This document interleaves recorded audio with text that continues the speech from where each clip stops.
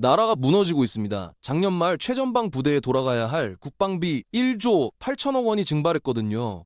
군인들 월급 줄 돈, 방산업체 대금, 전력 운영비 전부 멈춰섰습니다. 현무 미사일 만드는 업체, KFC-21 전투기 생산하는 공장 다 돈을 못 받았어요. 그런데 더 기가 막힌 건 바로 그 시기에 정부가 한국은행에서 5조 원을 빌렸다는 겁니다. 마이너스 통장에서 5조를 빼서 썼는데 국방비 1조 8천억은 못 준 거예요. 왜 군인들한테 줄 돈이 사라진 걸까요? 지금부터 대한민국 재정이 얼마나 심각하게 망가졌는지, 그리고 이게 당신의 지갑과 어떻게 연결되는지 보여드리겠습니다. 영상 보시기 전에 구독과 좋아요 부탁드립니다. 국방비 미지급 사태가 터진 바로 그 시기에 정부가 한국은행에서 거액을 빌렸다는 사실이 드러나면서 의문이 증폭되고 있습니다. 정부는 세금이 부족할 때 일시 차입금이라는 명목으로 한국은행에서 돈을 빌릴 수 있거든요. 개인이 쓰는 마이너스 통장이랑 똑같은 개념입니다. 급할 때 한도 내에서 쓱 빼서 쓰고 나중에 세금 들어오면 메우는 식이죠. 기업도 단기 운영자금 부족하면 당좌대출 쓰잖아요. 정부도 마찬가지입니다. 그런데 작년 한 해 동안 정부가 이런 식으로 빌린 돈의 누적액이 무려 164조 원을 넘어섰어요. 164조 원이면 상상이 안 가는 규모죠. 우리나라 1년 예산의 20% 넘는 돈을 마이너스 통장으로 돌린 겁니다. 특히 국방비 문제가 터진 12월만 봐도 정부는 5조 원을 추가로 빌렸습니다. 여기서 이상한 점이 생깁니다. 마이너스 통장에서 5조 원이라는 큰 돈을 끌어다 썼으면서 왜 국방비 1조 8천억 원은 못 줬을까요? 급한 불을 끄려고 5조를 빌려놓고도 정작 군인들 월급이랑 방산업체 대금은 막지 못한 겁니다. 30대 직장인 김대리를 한번 생각해 보세요. 마이너스 통장에서 500만 원을 빼서 썼는데 정작 아이 학원비 180만 원은 못 낸 거예요. 이게 말이 됩니까? 돈은 빌렸는데 정작 필수 지출은 못한 거죠. 이건 단순한 행정 실수나 깜빡한 게 절대 아닙니다. 국가 재정 시스템 어딘가에 심각한 균열이 생긴 거거든요. 돈은 계속 빌리는데 정작 써야 할 곳엔 안 쓰이는 이 기이한 상황, 뭔가 구조적으로 심각하게 꼬여 있는 겁니다. 국방비 1조 8천억 원을 지급하지 못할 정도로 나라 살림이 어려워 보이는데 2026년 정부 예산안은 사상 최대 규모로 편성됐습니다. 2026년 예산 규모가 약 728조 원에 육박할 것으로 전망되거든요. 작년보다 수십조 원이 늘어난 역대급 슈퍼 예산이죠. 이게 얼마나 아이러니한 상황인지 아시겠어요? 한쪽에서는 자금이 없어서 군인들 월급 줄 돈조차 간신히 막고 있는데 다른 한쪽에서는 역대 가장 많은 돈을 쓰겠다는 계획을 세운 겁니다. 마치 은퇴한 박 사장님이 지갑은 텅 비어 있어서 당장 식비도 빠듯한데 내년도 여행 계획은 사상 최대로 잡아놓은 것과 똑같습니다. 상식적으로 이해가 안 되는 거죠. 올해 돈이 없어서 필수 지출도 못하는 상황인데 내년엔 갑자기 수십조를 더 써도 괜찮다는 건가요? 지금 당장 쓸 돈도 없어서 한국은행에서 164조 원이나 빌려다 쓰는 판인데 내년엔 728조 원을 어떻게 조달한다는 걸까요? 텅 빈 국고 상황과 대조되는 막대한 예산 편성 계획은 근본적인 질문을 던지게 만듭니다. 과연 이 자금을 어디서 조달할 것이냐는 거죠. 세금으로 거둘 건가요? 아니면 또 빚을 낼 건가요? 현재 상황으로 봤을 때 세금만으로는 절대 불가능합니다. 기업 실적도 안 좋고 부동산 시장도 얼어붙었는데 세금이 갑자기 늘어날 리 없거든요. 결국 답은 하나밖에 없어요. 빚입니다. 국채를 발행해서 돈을 빌려와야 하는 거죠. 화려해 보이는 728조 원이라는 슈퍼 예산의 이면에는 그만큼 더 많은 빚을 져야만 유지될 수 있다는 불편한 진실이 숨어 있는 겁니다.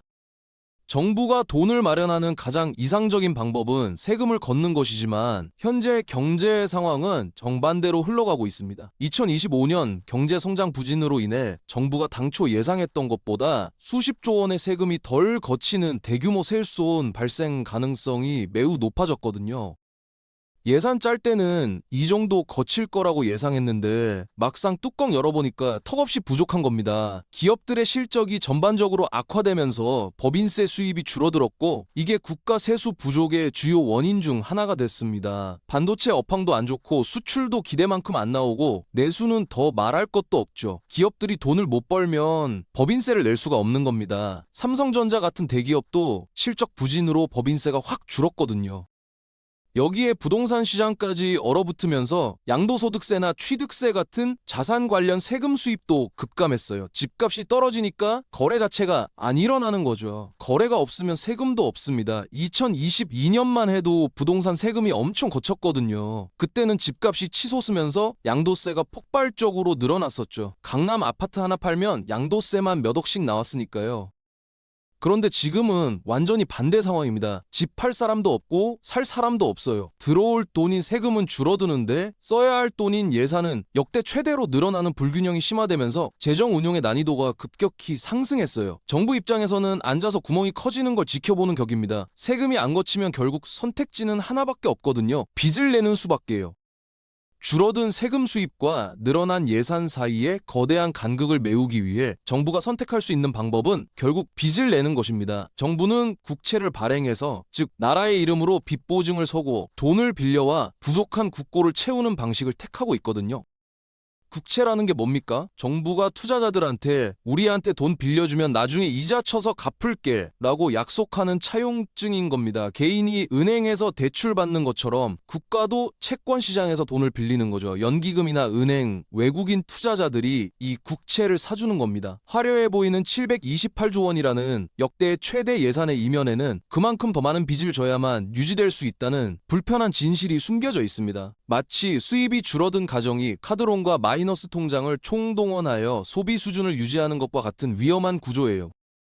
40대 가장 최부장을 한번 생각해 보세요. 월급은 깎였는데 아이 교육비랑 생활비는 그대로거든요. 어쩔 수 없이 신용대출 받고 카드 돌려막기 시작하는 겁니다. 당장은 버틸 수 있어요. 이번 달 카드값은 저축은행 대출로 막고 다음 달엔 또 다른 데서 빌리면 되니까요. 하지만 이게 지속되면 어떻게 될까요? 빚을 통해 단기기를 모면할 수는 있겠지만 장기적으로는 감당하기 힘든 부채의 무게에 짓눌릴 수밖에 없는 구조적 위험을 안고 있는 겁니다. 더 큰 문제는 이 빚이 계속 늘어난다는 거예요. 올해도 빚내고 내년도 빚내고 그러다 보면 어느 순간 이자만 갚기도 벅찬 상황이 오거든요. 국가 재정도 마찬가지입니다.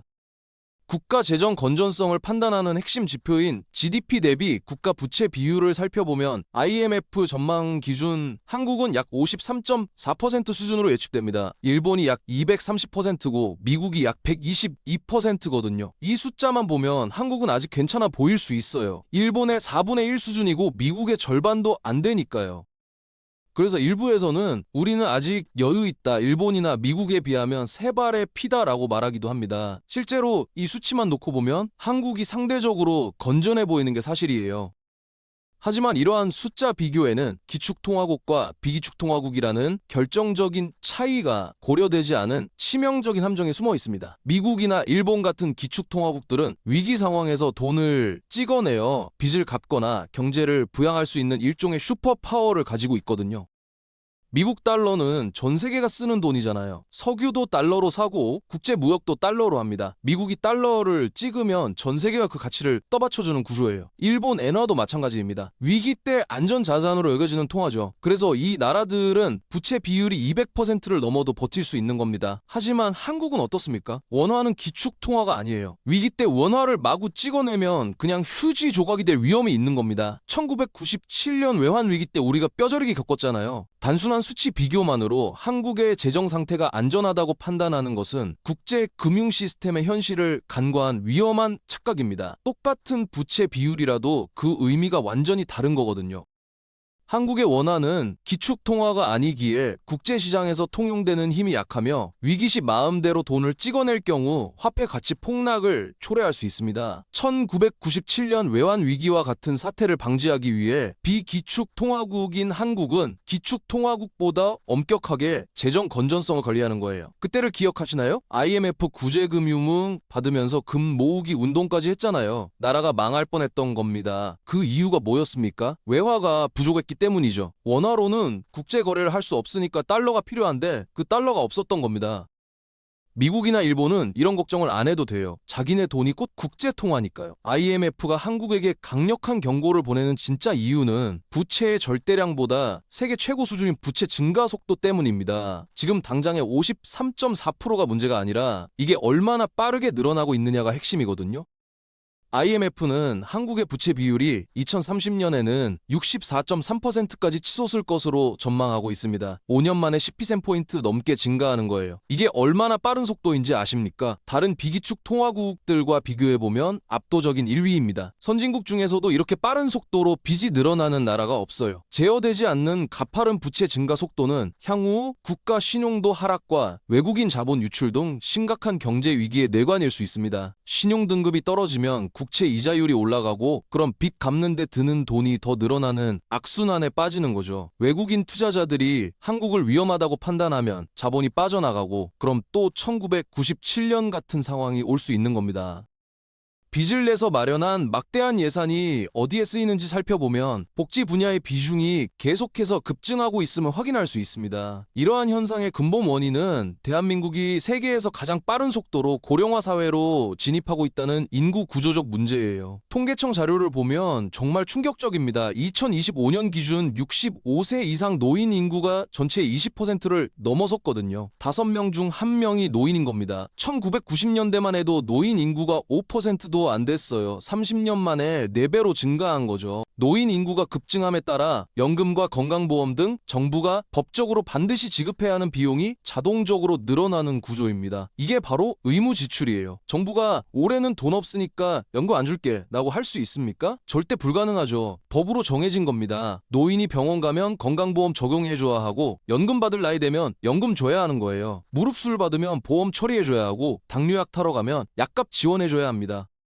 이러한 비용은 의무 지출로 분류되어 정부나 국회가 임의로 줄이거나 없앨 수 없으며 인구 구조가 변하지 않는 한 계속 불어납니다. 올해보다 내년이 더 많고 내년보다 후년이 더 많아지는 거죠. 정치적 성향이나 정권 교체와 무관하게 고령화로 인한 의무 지출 증가는 피할 수 없는 정해진 미래이자 재정 압박의 주 원인입니다. 보수 정권이 들어서든 진보 정권이 들어서든 상관없어요. 노인 인구는 계속 늘어나고 복지 지출도 계속 늘어날 수밖에 없는 구조거든요. 이게 예산 블랙홀입니다.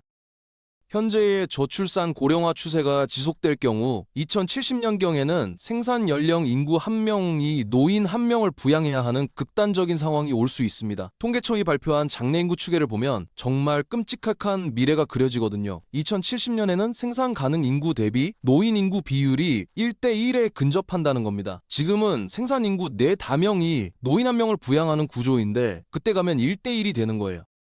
이는 젊은 세대가 벌어들인 소득의 절반 이상을 노인 세대 부양을 위한 세금과 사회적 비용으로 지출해야 함을 의미하는 끔찍한 시나리오예요. 30대 직장인이 월급 400만 원 받으면 200만 원 이상을 세금과 보험료로 내야 하는 겁니다. 본인 생활비는 200만 원으로 살아야 하는 거죠. 집도 사야 하고 결혼도 해야 하는데 어떻게 합니까? 현재 투입되는 728조 원의 예산은 미래를 위한 투자보다 고령화라는 거대한 파도를 막기 위한 방파제 역할에 소모되고 있는 실정입니다. RD나 지역 활성화 등 미래 성장 동력을 위한 투자가 필요한 시점에 인구 구조 변화에 따른 비용 부담이 국가 재정의 발목을 잡고 있어요. 신기술 개발하고 새로운 산업 육성해야 하는데 돈은 전부 노인 복지로 빠져나가는 겁니다. 반도체 다음 먹거리를 찾아야 하고 AI나 바이오 같은 신산업에 투자해야 하는데 여력이 없는 거죠. 지금 우리가 겪고 있는 재정 압박은 앞으로 다가올 더 큰 인구 구조적 재앙의 서망에 불과할지도 모릅니다. 2070년이면 아직 45년이나 남았다고요? 지금 태어나는 아이들이 한창 일할 나이가 되는 시점입니다. 우리 자녀 세대의 이야기거든요.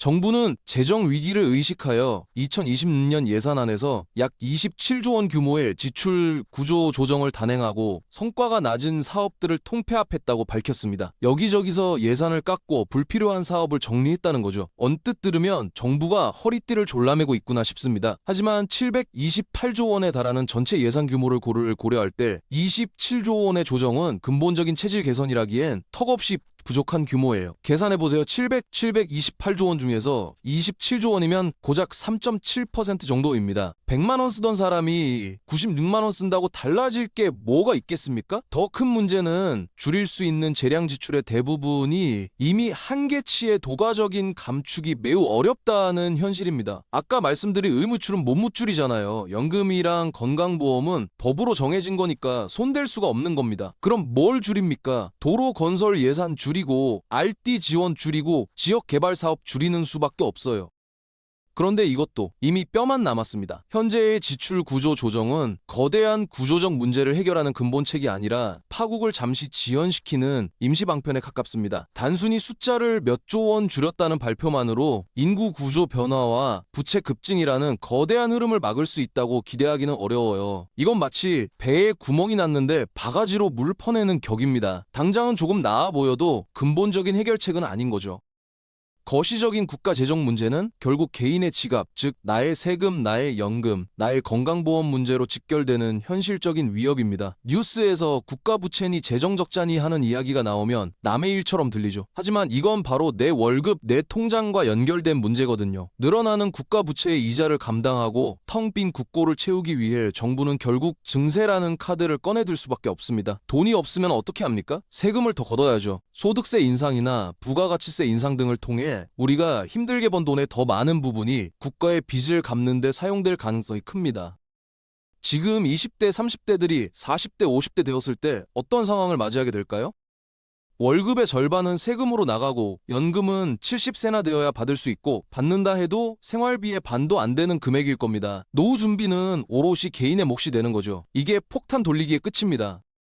국가 재정의 위기는 좌우 이념 논쟁을 떠나 대한민국 공동체의 미래와 개인의 생존이 걸린 절박한 문제입니다. 개인이 연금제도나 국가 예산 구조를 당장 바꿀 수는 없지만 이 현실을 명확히 인식하고 대비하는 것은 필수적이에요.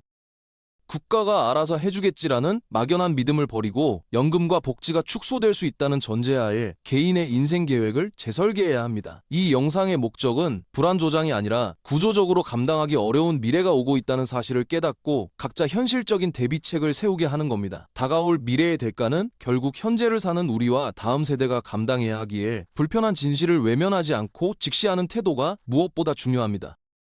오늘 영상이 도움이 되셨다면 구독과 좋아요로 함께 해주세요. 다음 영상에서 더 중요한 경제 이야기로 찾아오겠습니다. 시청해주셔서 감사합니다.